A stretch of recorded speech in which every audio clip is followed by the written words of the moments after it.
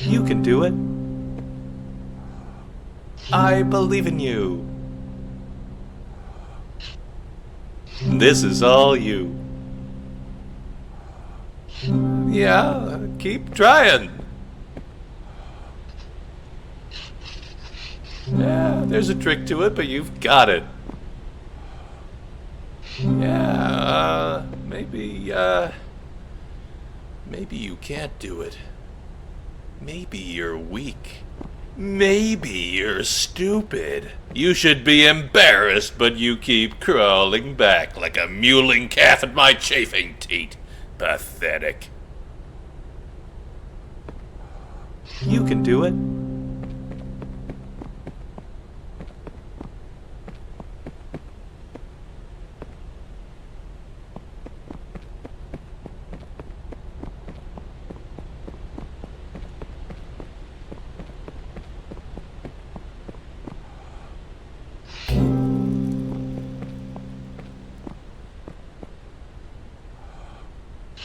Kubla Khan received an ornate letter signed by Marco Polo. In Madrid, city of lost things, no item remains where it was set. If one drops his key in the dirt, he may never re-enter his home, and even if he manages to stoop and recover the key, he may rise to find a tulip garden where his house once stood. In complementary fashion, things lost by others are forever turning up. A pocket watch on a coffee table, a fond memory in your recollection. I even know of a prince who turned up in a prison cell. When he appealed to the guards for his release, he failed to find the crown on his head, and when he was asked his name, he searched his thoughts, but could not find it. Indeed, the only hope now for the release of this prince of Spain is for you to send back 300 ducats for his release. Of course, he will reward you handsomely once he is out. Yours truly, Marco. Kubla Khan cocked an eyebrow and declared before his court, "Hey everyone, looks like we're about to get ripped off by the guy who traded gold for paper." The court erupted in booming laughter. Italo Calvino, Invisible Cities 2, this time it's visible.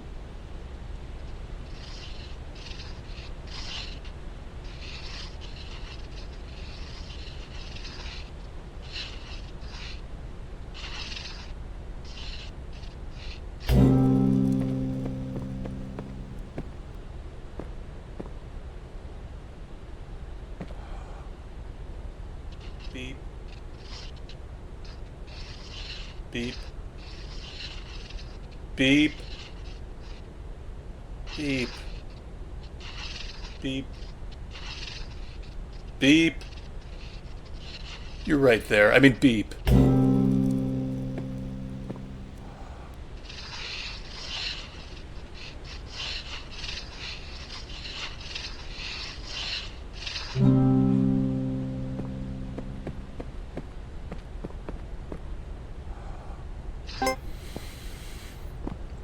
Through many births, I have wandered, on and on, searching for, but never finding, a better deal than 0% APR on certified pre-owned vehicles.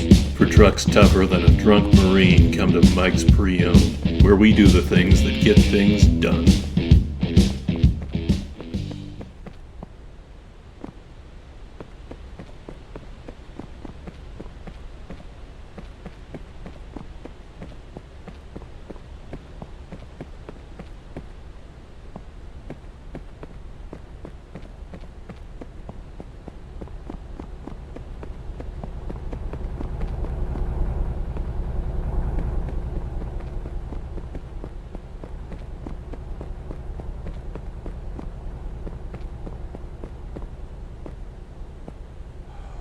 Go on, Don't look at me. Can you hear me? I'm nothing but a rusty chunk of steel. You don't want nothing to do with me. All right. I'll tell you my story.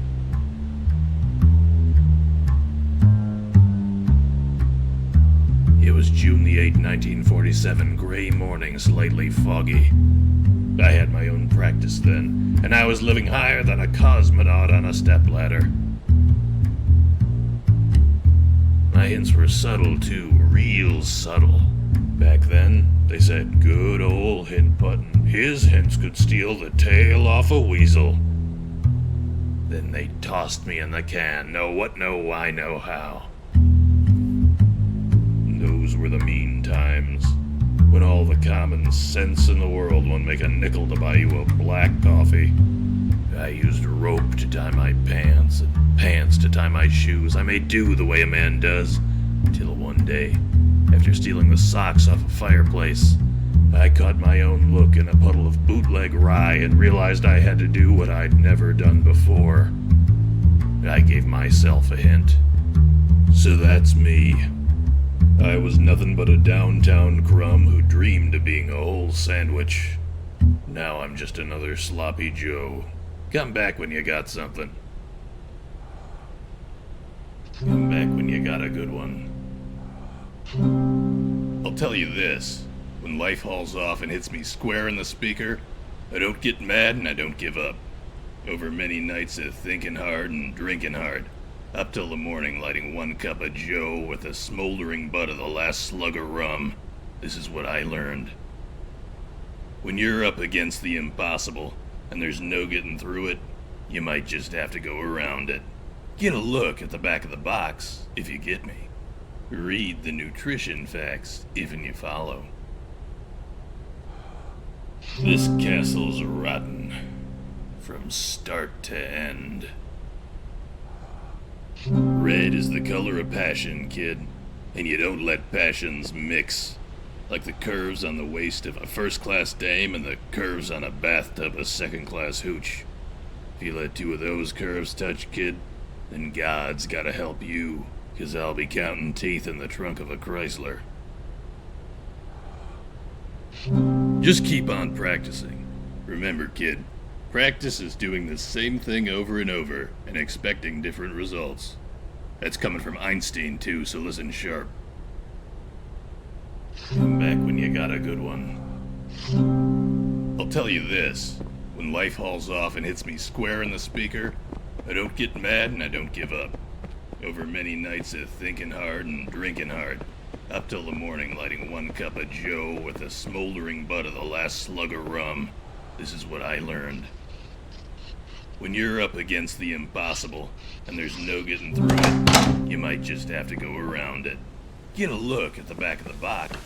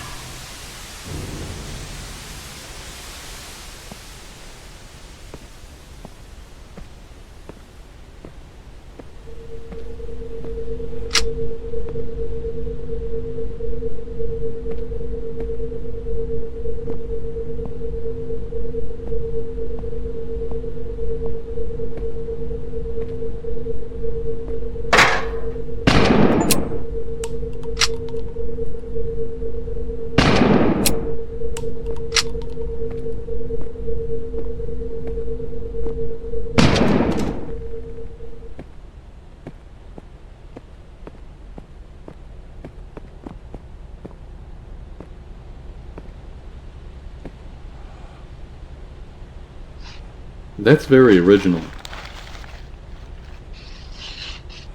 It just needs more red, I think. No, try putting some more loops on it. Try adding some more stuff. It simply must have more loops.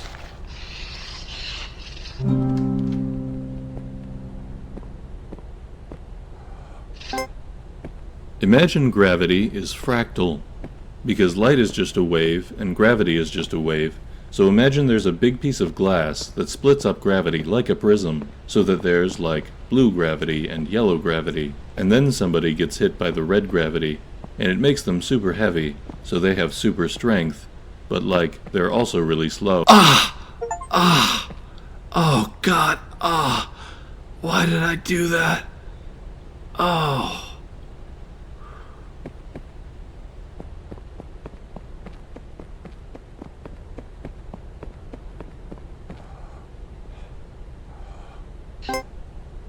Imagine gravity is fractal, because light is just a wave and gravity is just a wave. So imagine there's a big piece of glass that splits up gravity like a prism, so that there's like blue gravity and yellow gravity, and then somebody gets hit by the red gravity, and it makes them super heavy, so they have super strength, but like they're also really slow. And another guy gets hit by microwave gravity, so he's trying to zap everybody, and just when he's about to zap the main guy, we see a lady come out, and she turns out to be Ultraviolet Girl, and she has super speed, so she beats him. And it, like, also gave her giant cans. Thomas Pynchon, Gravity's Rainbow.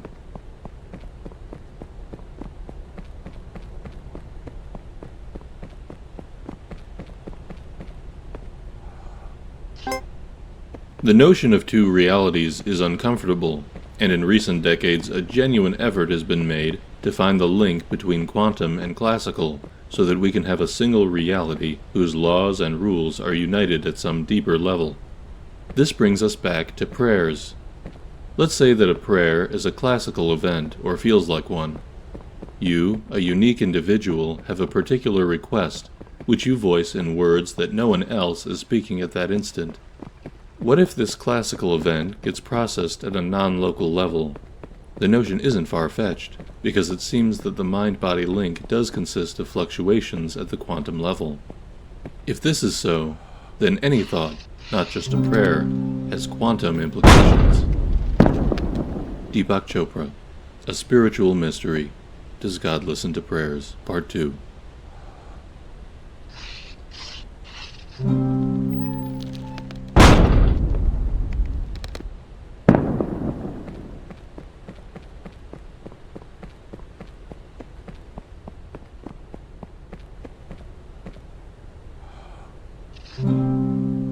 You can only get good at chess if you love the game. Grandmaster Bobby Fischer. I hate chess. I hate chess. I hate chess. World Champion Bobby Fischer.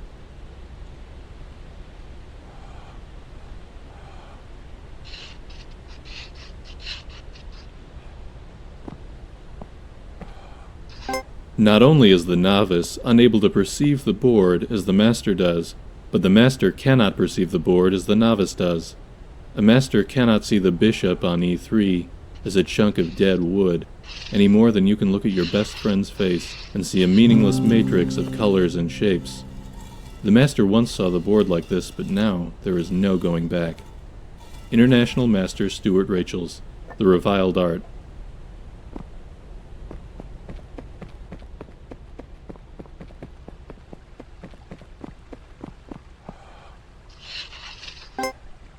A shipowner was about to send to sea a venerable old ship. He knew that her barnacled hull, however, had often needed repairs, and doubts were suggested to him that possibly she was not seaworthy. The conscientious old captain thought at once to have her thoroughly refitted, even though it should put him at great expense. Before the ship sailed, however, he managed to stifle these bothersome misgivings, and said to himself that she had gone safely through so many voyages that it was idle to suppose that this trip should be any different. He put his trust in Providence, and banished from his mind all ungenerous suspicions about the honesty of the ship's builders, and in such ways he acquired a sincere and comfortable conviction that his vessel was altogether safe and seaworthy. He watched her departure with a light heart, encouraging the crew to dream of the profits that this voyage would return. And he got his insurance money when she went down in mid-ocean and told no tales. What shall we say of him? Surely this, that his belief in the safety of his ship was justified because it was grounded in repeated practical experimentation rather than the hubris of rationalistic a priori belief. It is admitted that he put his confidence in the builders of this vessel, but even this confidence was misplaced, for these were the selfsame charlatans who sought to sell him gratuitous repairs later on, and Big Ship is always trying to get one over on the little guy. Further, we may see that the ship is religion, and the shipwright is Richard Dawkins. The crewmates are empiricism, and the barnacles are Neoplatonism, and the captain of that ship was Albert Einstein. What the hell was I talking about?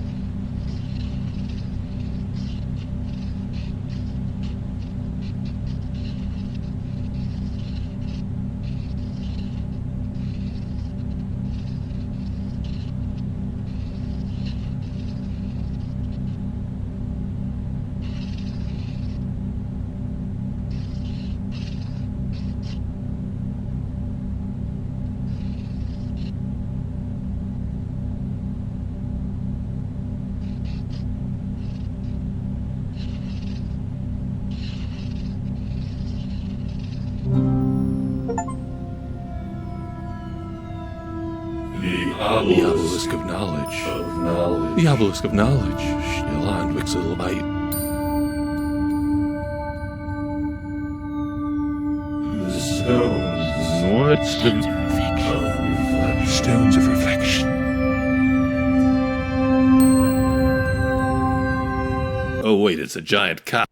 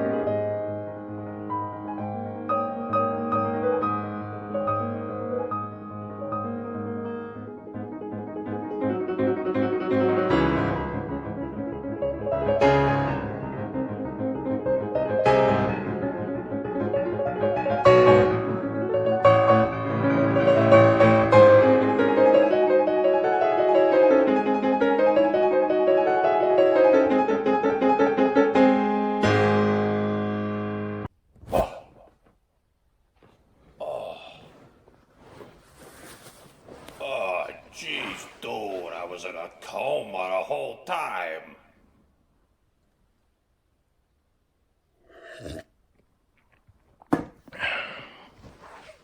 Whoever did this has gotta be some kind of whiz with the computers.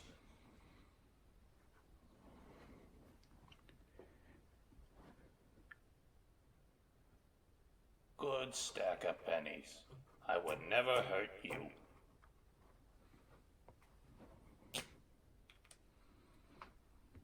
Let's see. Easy one.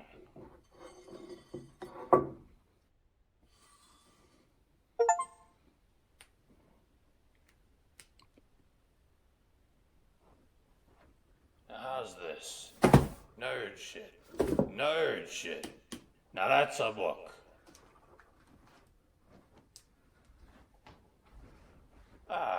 One more puzzle before retirement.